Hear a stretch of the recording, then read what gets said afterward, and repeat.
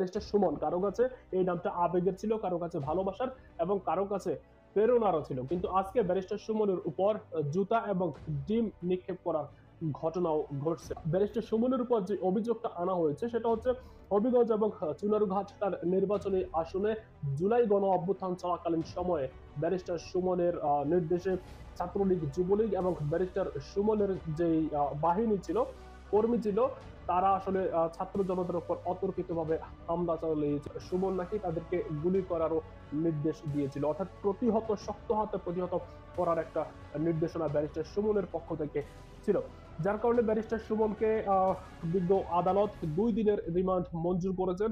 যদি আপনি ব্যারিস্টার সুমনকে ভালোবাসেন তাহলে লাইক করবেন, আর যদি আপনি ব্যারিস্টার সুমনকে ভালো না বাসেন, শুধুমাত্র একজন আওয়ামী এজেন্ডা হিসেবে দেখেন, তাহলে অবশ্যই ব্যারিস্টার সুমনের ব্যাপারে একটি বাক্য হলেও কমেন্ট করে জানিয়ে দিবেন। ব্যারিস্টার সুমনকে হাউমাউ করে আদালত চত্বরে কাঁদতে দেখা গিয়েছে এবং তিনি বলছেন যে তার আসলে ভুল হয়েছে এবং তিনি সবার কাছে দোয়া এবং ক্ষমা প্রার্থনা করেছেন।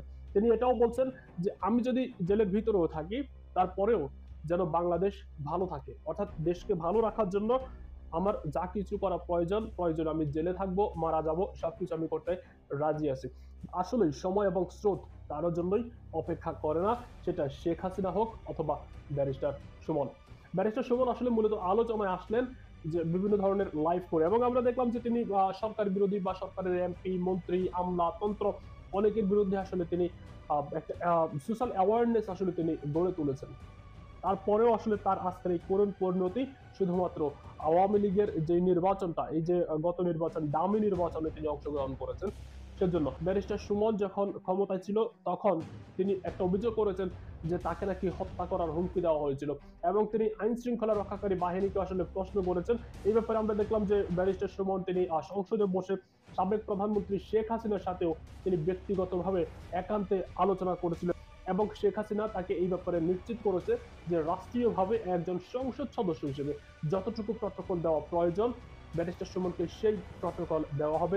আজকে ব্যারিস্টার সুমনের সেই প্রধানমন্ত্রী শেখ হাসিনাও নাই, আর ব্যারিস্টার সুমনের ব্যক্তিগত যে ক্ষমতা সেটাও কিন্তু নাই। যার কারণে আসলে ইংরেজিতে যে প্রবাদটা আছে, time and tide wait for none, এটা আসলে বাস্তবে রূপান্তরিত হচ্ছে।